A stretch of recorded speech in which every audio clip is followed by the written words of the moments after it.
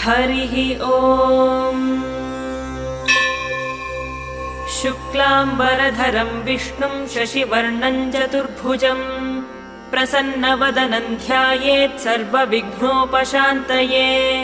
यस्य द्विरदवक्त्राद्याः पारिषद्याः परश्शतम् विघ्नं निघ्नन्ति सततं विश्वक्सेनं तमाश्रये। व्यासं वसिष्ठनप्तारं शक्तेः पौत्रमकल्मषम् पराशरात्मजं वन्दे शुकतातन्तपोनिधिम्। व्यासाय विष्णुरूपाय व्यासरूपाय विष्णवे नमो वै ब्रह्मनिधये वासिष्ठाय नमो नमः।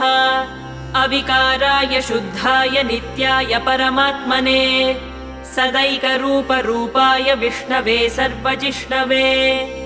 यस्य स्मरणमात्रेण जन्म संसारबन्धनात्